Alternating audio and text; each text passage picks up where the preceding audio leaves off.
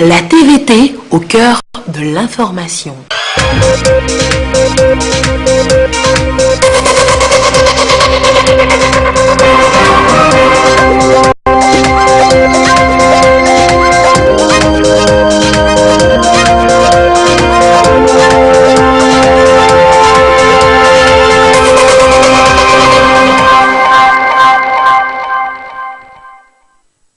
Le Togo expérimente le projet de clinique mobile à Kanté dans la Kéran. L'initiative pour rapprocher les soins des patients. Et c'est le chef de l'État Faure Esozimna Nyazingbe qui a remis les clés de ces cliniques mobiles aux bénéficiaires. Et il s'est également rendu ensuite sur le futur site du premier agropole du Togo qui verra le jour à Broukou dans Doufelgou. Et puis, les ministères de la Santé et de l'Environnement, aidés par la GIZ, veulent contrer les maladies dues aux effets des changements climatiques. Ils réfléchissent ensemble depuis ce matin pour définir la stratégie idoine pour réussir ce pari. Voilà les titres de cette édition. Madame, Monsieur, bonsoir. Pour la deuxième fois consécutive, le Conseil des ministres s'est délocalisé. Hier, c'est à Kanté, dans la Kéran, que l'ensemble de l'exécutif togolais s'est réuni autour du chef de l'État Faure Esozimna Nyazingbe pour l'hebdomadaire Conseil des ministres. Et c'est le ministre en charge de la communication, Folibazi Katari, qui présente le communiqué ayant sanctionné ce conseil. Communiqué sanctionnant le Conseil des ministres de ce mercredi 27 février 2019. Le Conseil des ministres de ce mercredi 27 février 2019 s'est à nouveau délocalisé à Kanté, préfecture de la Kéran. Réunis sous la présidence de son Excellence, M. Faure Esozimna Nyazingbe, président de la République, le Conseil a, au cours des travaux, étudié en première lecture 3 projets de décret, adopté un décret, écouté 2 communications et abordé des divers. Le premier projet de décret, étudié par le Conseil des ministres, porte sur la protection du transfert de la propriété foncière des citoyens togolais à un étranger et des baux d'une durée ferme supérieure à 9 ans.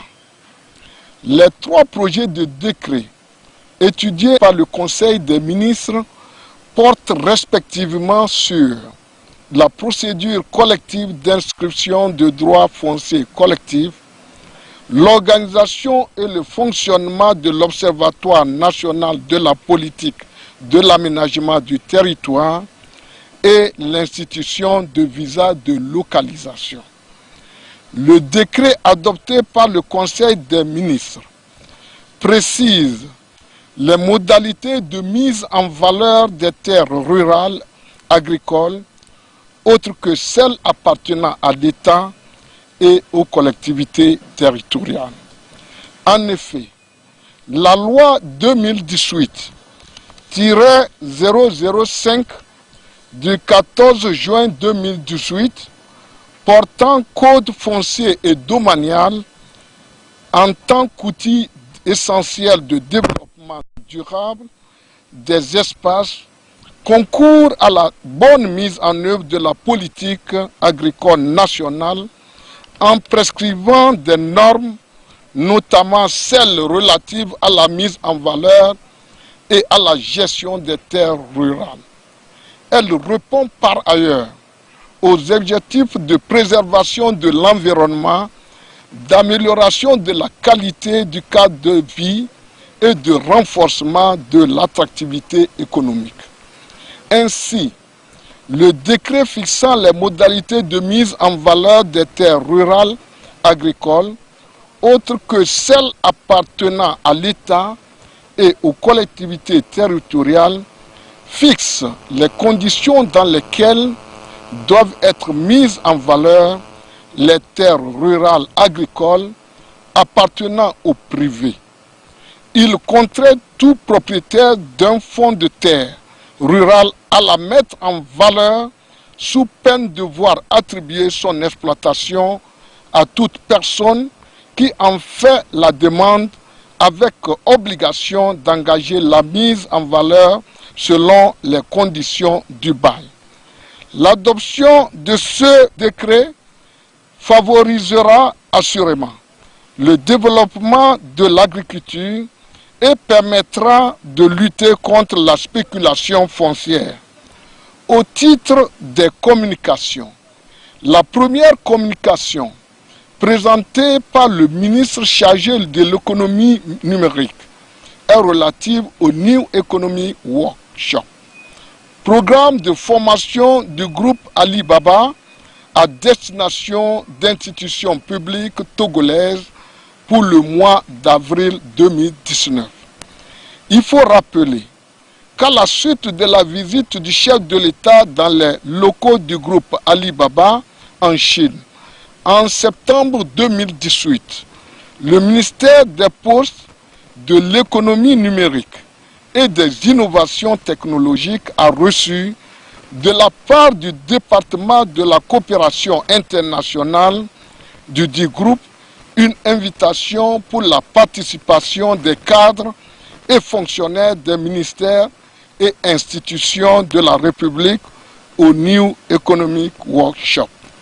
Le New Economic Workshop est un programme de formation sur les outils de l'économie digitale. Cette formation durera 3 jours et permettra à une douzaine de fonctionnaires togolais de se familiariser notamment avec l'économie numérique et le commerce, l'agriculture et le e-commerce, les paiements électroniques et l'inclusion financière. Elle permettra également à notre pays de se rapprocher de l'un des plus grands groupes chinois afin d'explorer de potentiels accords commerciaux avec les entreprises asiatiques. Cette invitation du groupe Alibaba réaffirme une fois encore l'excellente relation d'amitié et de coopération qui existe entre la Chine et le Togo. La deuxième communication, présentée par le ministre de l'économie et des finances, est relative au recensement des biens de l'État. Suivant les directives du LEMOA relatives au plan comptable de l'État et à la comptabilité des matières, le Togo a adopté le décret numéro 2015-053/PR du 27 août 2015 portant plan comptable de l'État et le décret numéro 2016-060/PR du 4 mai 2016 portant règlement général sur la comptabilité des matières appartenant à l'État et aux autres organismes publics. Pour la bonne mise en œuvre de ces textes, tirant leur fondement des directives communautaires, il s'avère indispensable de procéder au recensement des biens de l'État. Le recensement, qui est une opération primordiale pour le passage à la comptabilité patrimoniale, permet entre autres d'avoir une connaissance exhaustive de la situation patrimoniale de l'État, de suivre, de protéger et de sécuriser l'ensemble des biens de l'État, tout en palliant les difficultés liées à la connaissance du domaine foncier public dans toute son exhaustivité à travers la localisation et l'immatriculation des terrains bâtis et non recensés. Il apparaît donc indispensable d'accorder une importance particulière à la gestion patrimoniale qui est devenue un enjeu majeur de l'efficacité budgétaire et de la sauvegarde des biens publics. Pour ce faire, le ministère de l'économie et des finances a lancé le 29 novembre 2018 l'opérationnalisation du processus du recensement des biens de l'État sur toute l'étendue du territoire national et à l'étranger à travers le recensement des biens de l'administration centrale, des services déconcentrés dans une première phase et le recensement des biens des collectivités territoriales, des établissements publics et d'autres organismes publics se fera dans une deuxième phase. Après la phase de recensement, suivra la phase de la valorisation des biens par des spécialistes en la matière en vue de permettre à la Direction générale du Trésor et à la comptabilité publique de produire le premier bilan d'ouverture à l'horizon 2020. À cet effet, et pour assurer de manière efficace et continue la gestion et la maîtrise du patrimoine de l'État, un plan d'action nécessaire à la mise en œuvre de la réforme de la comptabilité matière est établi et décliné en 5 points portant sur le renforcement du cadre juridique de la comptabilité matière, la nomination des comptables matière au niveau de chaque ministère et institution de la République, l'identification, la conception ou l'acquisition d'un système d'information intégré de gestion des matières, le renforcement de capacité des gestionnaires des matières et la sensibilisation des agents de l'État sur la gestion optimale des biens publics. Dans les divers, le ministre de l'Économie et des Finances a rendu compte au Conseil des ministres de la réunion de l'ensemble des acteurs de mise en œuvre du Plan national de développement PND le 4 mars 2019. Cette réunion s'inscrit dans le cadre de la stratégie de communication mise en place pour accompagner le gouvernement dans l'exécution du PND. Il sera en outre organisé une série de formations à l'intention des directeurs centraux et régionaux, des représentants des partenaires bilatéraux et multilatéraux techniques et financiers, des partenaires du secteur privé ainsi que des représentants des collectivités locales. De même, un tour sera effectué dans toutes les localités du Togo pour informer les populations et les amener à connaître le label PND qui sera dévoilé. En marge des travaux, le chef de l'État a reçu les représentants des populations et les cadres de la préfecture de la Kéran, hôte de ce Conseil des ministres. Les échanges ont porté sur les questions de développement du milieu et les efforts entrepris par le gouvernement pour répondre aux attentes des vaillantes populations de la Kéran. Le chef de l'État n'a pas manqué de rappeler les objectifs du plan national de développement qui, en s'appuyant sur la décentralisation, permettra d'améliorer le mieux-être des populations. Pour finir, le président de la République a donné des instructions aux membres du gouvernement d'analyser les préoccupations soulevées par les populations et de proposer des actions concrètes pour y répondre. Fait à Kanté le 27 février 2019, le Conseil des ministres. Et arrivé à Kanté donc pour présider ce conseil et d'autres activités, le chef de l'État fort Gnazingbe a eu droit à un accueil digne de son rang de la part des populations de la localité. Je vous en propose les images.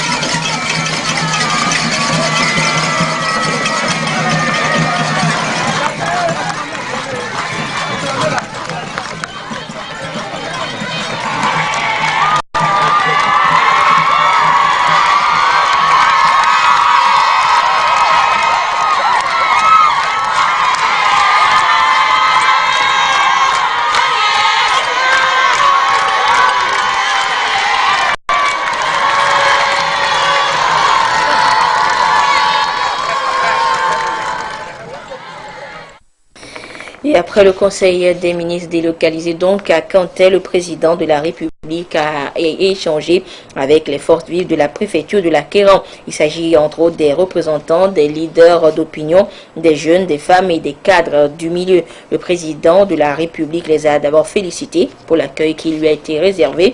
Au sujet des législatives du 20 décembre dernier, le chef de l'État a exprimé sa satisfaction pour le bon déroulement du scrutin dans la Kéran. Les ministres sectoriels ont tour à tour relevé les efforts du gouvernement pour assurer le bien-être des populations. Il s'agit respectivement des ministres de la Santé, de l'eau, de l'énergie, des infrastructures, de l'agriculture, du développement à la base, de la finance inclusive, de l'administration territoriale, de la sécurité. Ils ont pris donc tour à tour la parole après donc le chef de l'État et le Premier ministre. Les porte-paroles des populations de leur côté ont chaleureusement remercié le chef de l'État pour son initiative qui leur a permis ainsi d'échanger directement avec lui sur leurs différentes préoccupations. Ils ont pour terminer exprimé leur reconnaissance et soutien au chef de l'État pour sa politique de développement du pays. Et l'une des doléances des populations de Cantet a déjà trouvé réponse, celle de la santé. Pour rapprocher les soins sanitaires des populations, des cliniques mobiles sont mises à leur disposition. Et c'est le chef de l'État qui a remis les clés de ces hôpitaux ambulants aux bénéficiaires. Nous retrouvons Nestor Mozo sur place pour les précisions. Des cliniques mobiles remises au ministère de la Santé par le président de la République. Ces cliniques constituent une approche novatrice des soins de santé de proximité. Grâce à elles, des services de soins de qualité seront offerts aux populations des milieux les plus enclavés. Elles comportent entre autres laboratoires, pharmacies et équipements biomédicaux modernes et vont sillonner les villages. Le déploiement de ces premières cliniques mobiles s'inscrit dans la mise en œuvre du Plan national de développement PND et dans la mission confiée au PUDC, Programme d'urgence de développement communautaire, programme piloté par le PNUD. À travers le volet santé du PUDC, ce sont la construction, la réhabilitation et l'extension de 5 établissements de santé équipés en matériel biomédical, dont 4 centres médico-sociaux, des CMS, 3 centres hospitaliers préfectoraux et CHP, 9 unités de soins périphériques USP, la construction de 20 incinérateurs et le déploiement de 5 cliniques mobiles, 5 ambulances, 10 véhicules de liaison, 100 motos pour faciliter l'accès des soins de santé. Les cliniques qui ont été inspirées par M. le Président de la République constituent une approche novatrice de soins de santé de proximité qui consiste à rapprocher les structures sanitaires des populations, surtout celles vivant dans les zones enclavées. Leur coût à l'unité est d'environ 30 millions de francs CFA. La mise à disposition des cliniques mobiles permettra donc de pallier les difficultés d'accès aux services de santé publique de qualité et d'accroître le taux de couverture médicale nationale. Selon les estimations, plus de 2,7 millions de Togolais répartis dans près de 2675 villages vivant à plus de 15 km des infrastructures sanitaires auront désormais accès aux soins. Aujourd'hui, nous sommes très heureux de recevoir cette première vague de cliniques mobiles qui sont de configuration généraliste, c'est-à-dire qu'elles vont accueillir des malades tout venant dans des zones reculées. Il s'agit là de la première vague parce que le projet du chef de l'État consiste à faire venir une deuxième vague de cliniques généralistes à laquelle va s'adjoindre une vague de cliniques spécialisées en soins pour les dents et en soins pour les yeux. En même temps, lorsqu'on aura à faire face à des urgences, comme l'épidémie de méningite que nous avons connue en 2016, les cliniques mobiles seront déployées. Nous allons également les utiliser dans le cadre de l'éducation pour la santé, basée sur le fait qu'il vaut mieux toujours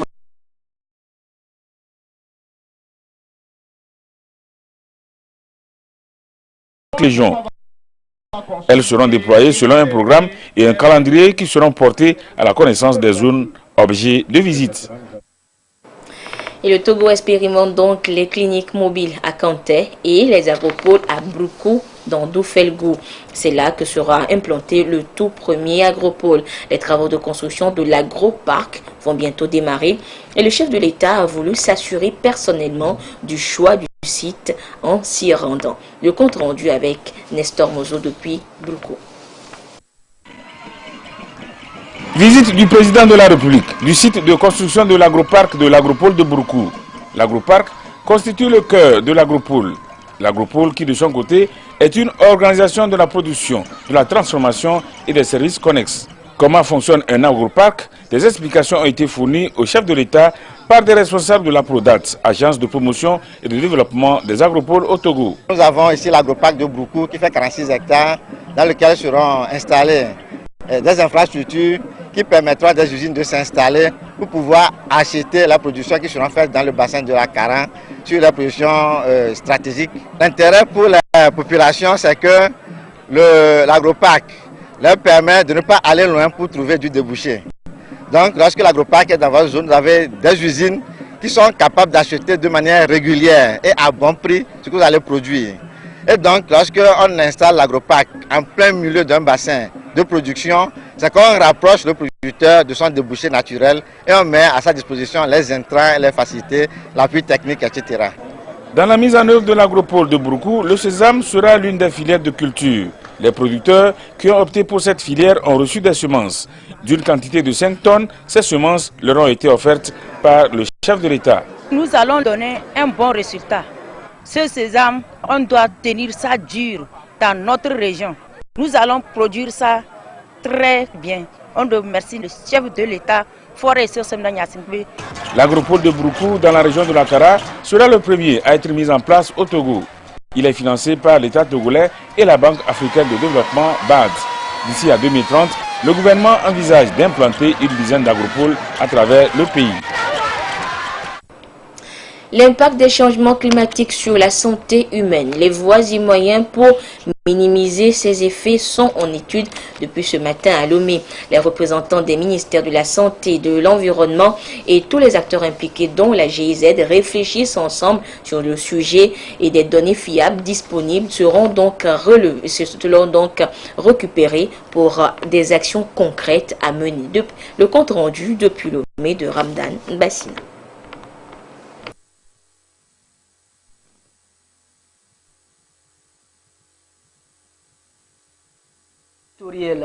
Une prolifération due aux effets des changements climatiques. À l'heure où les effets ne sont plus à démontrer, tous les acteurs impliqués se mobilisent. Ils réfléchissent sur les risques de vulnérabilité associés au changement climatique, l'adaptabilité du système de santé du Togo. Quand on parle de méningite, on voit seulement la région des savanes, mais aujourd'hui la méningite est dans la région des plateaux. Pourquoi cela? À partir de cette étude, on va savoir. Avant, on n'entendait pas parler de Lassa, quand bien même c'est dans la sous-région. Mais aujourd'hui, il y a la fièvre hémorragique Lassa au Togo. Il y a les effets, maintenant il faut aller au-delà. Parce qu'il n'y a pas seulement que la catastrophe, ni les sécheresses, mais il y a les maladies émergentes ou bien réémergentes. Le groupe d'experts intergouvernemental sur l'évolution de l'environnement va aussi élaborer des chaînes d'impact qui permettront au Togo de développer et collecter des données. Aujourd'hui, il s'agit d'élaborer un plan national sectoriel de la santé pour permettre au système de santé de s'adapter, de mettre en place des stratégies qui lui permettent de réagir promptement et efficacement pour éradiquer les maladies qui sont liées au changement climatique. Il va falloir donc s'adapter aux effets des changements climatiques et être prêt pour la riposte dans tous les secteurs. Cette rencontre bénéficie du soutien de la GIZ qui met à disposition aussi des experts dans le domaine. Les forestiers de la promotion 2009, promotion baptisée Fort et Sozimna Nyazingbe, célèbrent leur 10e anniversaire cette année. Et à cet effet, une rencontre a été organisée. Objectif, faire un bilan des 10 ans de carrière et la rétrospection afin de mieux relever les nombreux défis, surtout ceux liés à la protection de l'environnement de nos jours en danger. Le reportage est signé Mabel Fiagnon et Medina Salami. Ils sont des agents qui assurent la protection des eaux et forêts. Cette 4e promotion des forestiers dénommée Promotion Fort et Sozimna Niassingbe fête ses 10 ans de carrière, 10 ans de parcours dans la sauvegarde de l'environnement et la protection des ressources naturelles. Une pause s'impose pour faire le bilan. Depuis que nous avons été dispatchés sur le terrain, on n'a pas eu d'abord l'occasion de se retrouver comme ça. C'est l'occasion pour nous, pour faire le bilan, motiver tout un chacun dans le travail. C'est l'occasion de discuter en famille pour relever encore le rendement. Je remercie nos autorités parce que avant de dire que quelque chose a marché, c'est grâce à leur soutien parce que sans eux, rien ne pouvait aller. Afin de remplir efficacement leur mission, il est organisé un renforcement de capacité sur la déontologie du forestier. Le directeur de cabinet du ministère de l'Environnement a demandé à ses agents de jouer efficacement leur rôle pour une meilleure promotion des ressources naturelles. Cette promotion de 2009 compte 103 personnes, dont 15 femmes. Les élèves candidats aux examens de certificat d'aptitude professionnelle CAP et du brevet d'études professionnelles BEP ont démarré leurs épreuves avec le sport ce matin sur toute l'étendue du territoire national. Le ministre des Sports, Folibazi Katari, était ce matin du côté du lycée technique d'Adido Gomé où il a constaté le démarrage effectif de ces épreuves sportives. Le compte rendu avec Yves Agbevivi. Sur le terrain du lycée technique d'Adido Gomé, les élèves candidats aux examens 2019 du certificat d'aptitude professionnelle CAP et du brevet d'études professionnelles BEP donnaient le meilleur d'eux-mêmes pour obtenir la moyenne dans les épreuves sportives, en tout 6 inscrites aux examens. Il y a la vitesse, il y a la longueur, il y a le poids, la hauteur, les demi-fonds et le grimpé. Pour les candidats, tout se passe comme prévu. Je suis fière, quoi. Je sais que j'ai fait au moins quelque chose avant de partir à la maison. La vitesse, c'était bon. Maintenant, pour la longueur, c'était pas trop sûr. Mais pour la résistance, je sais que ça va y aller. Des résultats obtenus après les conseils du ministre en charge des Sports, Folibazi Katari, qui a fait le déplacement pour constater le démarrage des examens et a encouragé les candidats à qui il a prodigué des conseils. Que ce soit en Europe ou ici, maintenant si vous voyez quelqu'un qu'on adore bien, très souvent ce ne sont plus des politiques, hein? C'est plutôt des sportifs. Vraiment, il faut développer vos performances à titre personnel. Et puis bon, ça commence toujours comme ça, hein? Quand vous êtes à l'école, et puis après, ça se développe. D'accord, merci beaucoup et puis bonne chance à tout le monde. Parmi les 6 disciplines inscrites aux examens, les candidats devraient choisir 3 dans lesquelles ils devront être évalués. Ils sont plus de 326 candidats aux 2 examens dans la région Lomé-Golfe cette année 2019. Les responsables de la délégation spéciale de la préfecture de Golfe, après enlèvement des voitures en vente le long de la nationale numéro 1, étaient du côté de Baguida et Agbalé-Pédogan le lendemain, c'est-à-dire aujourd'hui. Les bonnes femmes du marché de Baguida ont été entretenues sur la nécessité pour elles de regagner le nouveau marché avant le délai du 1er mars. Et à Agbalé-Pédogan, la gare routière a été une fois encore assainie. Le compte rendu avec Robert Potogbe et Medina Salami. C'est une sortie spéciale de la délégation de la préfecture du Golfe à l'école primaire publique de Wonyomé à Adido Gomé sur demande du comité des parents d'élèves. Le dégagement des baraques et hangars installés le long du domaine de l'école, un petit marché qui perturbe le bon déroulement des cours. Nous avons été saisis par le ministère pour enlever toutes ces baraques, tous ces conteneurs qui sont dans les écoles, le lycée d'Adido Gomé. 2. Il y a également l'école primaire de Ondamé aussi qui est concernée également. Il y a aussi l'école primaire de CB aussi. Donc il y a plein d'écoles qui sont concernées. Donc nous demandons à ces occupants. Il y a aussi à Kato. Donc on demande à ceux-là de quitter rapidement pour que nous puissions avoir des écoles pour les élèves. L'école n'est pas un marché. C'est l'occasion de dire à nos concitoyens que nous avons des marchés qui sont construits dans les quartiers. Ceux qui veulent vendre n'ont qu'à aller dans les marchés pour aller vendre. Panneaux, hangars, baraques, toutes ces installations illégales et anarchiques de part et d'autre de cette rue menant à Ségué ont été démolies. Le président de la délégation invite les propriétaires à exercer leurs activités aux lieux appropriés, notamment les boutiques et les marchés. Et nous ouvrons maintenant la dernière page des sports de ce mois de février avec notre ami de tous les jeudis, Claude Ama. Claude, bonsoir.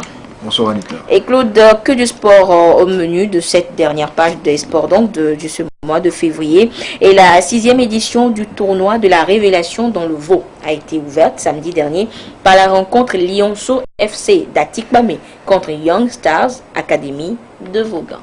Bien sûr Anita, dédié à la mémoire de feu Jean-Pierre Jean-Jo, notre confrère de la Radio Victoire. Cette 6e édition se situe dans la même dynamique de détection et de suivi des talents, comme nous le précise Tchampi Touba. Notre confrère Jean-Pierre Jean-Jo de la Radio Victoire n'est plus de ce monde, mais sa mémoire reste vivante dans les esprits, notamment à Tikpamé, dans le Vaud, où se dispute la 6e édition du tournoi de la révélation. Une édition ouverte par le duel Lionceau FC d'Atikpamé en vert, jaune et Young Star Academy de Vaughan en bleu. Duel qui a tourné à l'équilibre, ce malgré les velléités de part et d'autre. Les jeunes académiciens de Vaughan vont même rater un penalty en fin de partie. 0 but partout à l'issue de ce match d'ouverture qui a laissé les deux coachs sur leur soif. C'est le travail. Avant le travail, nous allons tout améliorer. C'est le premier match. On va travailler pour jouer le second match pour que ça soit mieux. Et ce que nous venons de voir, notre objectif, c'est le jeu. Tout ce qui est planché ne nous concerne pas. Nous voulons le jeu. C'est ça qui n'a pas marché. C'est pourquoi les attaquants n'arrivent pas à marquer. Si on a produit un bon jeu, les attaquants auront une bonne passe. Et marquer sera facile. Notre objectif cette année, c'est de gagner le tournoi, le trophée. Donc, au moment de notre confrère Jean-Pierre Jean-Jo, il vient chaque année ici pour nous soutenir, et qui nous conseille, qui donne tout. Le tournoi de la révélation trophée Jean-Pierre Jean-Jo a toujours dans son viseur la promotion du football à la base dans le Vaud. Ce tournoi commence par être une sorte de foire qui draine beaucoup de talents qui viennent de l'extérieur. J'ai vu plein de joueurs qui ne sont pas du milieu. Cela suppose qu'ils ont entendu parler du tournoi. Le tournoi a commencé par avoir une certaine renommée. C'est une bonne chose. Cela suppose que le tournoi n'est pas exclusivement réservé aux jeunes de la préfecture. L'objectif n'a pas changé en dehors du fait qu'il faut rendre hommage à Jean-Pierre Jean-Jo et à tous ceux qui ont eu à nous accompagner dans la compétition. L'objectif premier, c'est de détecter les talents à travers le tournoi et les accompagner. Et ensuite, aider la population à la base à communier la joie du football. Il y en a plein ici qui sont venus, qui souhaitent avoir cette même joie du football organisé, mais qui n'ont pas l'occasion parce qu'il n'y a ni un club de première division, ni de deuxième division. Donc du football organisé pour qu'ils puissent procurer de la joie, nous l'avons souhaité, c'est pour cela que nous l'avons également en juin comme objectif second de cette compétition. Ce match d'ouverture Lionceau Young Star Academy a été suivi le lendemain dimanche de celui entre Black Star de Hangbakoe, tenant du titre, et ABFC d'Akogwe, soldé par le score de 3-0 en faveur de Black Star. Et Claude, on l'a dit, que du football durant cette page des sports. Et nous terminons, on va dire, avec l'association des académies de football du Togo, 2AFoot, qui a entrepris une tournée nationale de vérification des pièces d'identité des joueurs inscrits dans les différents centres de formation du pays. Oui, Anita, il s'agira à travers la dite tournée d'avoir une base de données et mettre fin à la falsification des âges des jeunes joueurs. Jean Kofi, PDG. 2 centres de formation ont fait l'objet de cette vérification des pièces d'identité des joueurs. Il s'agit de Renaissance Tokwintame et de l'Union sportive de Bekri-Kame. Objectif, avoir une base de données fiable pour la jeune génération de joueurs togolais. Il faut aujourd'hui qu'on puisse résoudre un tant soit peu le problème de transhumance de joueurs, ça c'est un, et deux, le problème de falsification des âges et en inscrivant les enfants dans leur catégorie et faciliter l'organisation des compétitions. Il se pose beaucoup de problèmes par rapport à la légitimité des joueurs, d'où la nécessité d'avoir une base, d'où la nécessité de pouvoir inscrire les enfants par rapport à un centre et par rapport à une catégorie bien donnée. Nous n'avons pas les moyens scientifiques, mais nous sommes presque sûrs que nous avons atteint nos objectifs à plus de 90%. À Tokwintame, tout comme à Bekikame, ce sont les catégories moins de 15 ans, moins de 17 ans et moins de 23 ans qui ont été prises en compte. Cette initiative de l'association des académies du football du Togo 2AFoot a été saluée par les encadreurs des centres de formation. On a recensé nos joueurs, les 3 catégories, U15, U17 et disons senior U23. Et on a vérifié leur âge et leurs photos, ils sont tous à jour. Depuis un certain moment, on était des centres qui ne se voyaient pas. Aujourd'hui, grâce à 2AFoot, on aura l'espoir que l'effort que nous faisons ne restera pas vain. C'est-à-dire qu'ils pourront nous aider à publier notre image. Ils pourront nous aider à se faire voir sur le plan national que international. Et c'est une belle initiative et je les applaudis fortement. Passé l'étape de Lomé, la dernière après Kara, Bafilo, Sokori, Atapame et Tchevier, un championnat national sera organisé à l'intention des moins de 15 ans de tous les centres de formation du pays. Oui, Claude, une dernière information. Oui, Anita, avant donc de nous séparer, rappelons que l'édition 2019 du concours Grains du Togo se poursuit ce samedi 2 mars avec la phase régionale. Pour le compte de la région centrale, la finale régionale aura lieu à l'EPP Koma à Sokoli. La région des plateaux est scindée en 2 sites, le terrain du lycée Zoumaï à Kpalimé et le stade municipal d'Atakpamé. Anita, c'est donc tout pour ce soir. Samedi, Jean-Kofi et Dedi seront au rendez-vous de sport et détente. Merci Claude et on donne rendez-vous aux téléspectateurs pour jeudi prochain pour un autre point de l'actualité sportive. Et voilà, ainsi se referme ce journal. Merci de votre fidélité à la télévision togolaise. Excellente suite de nos programmes. Au revoir.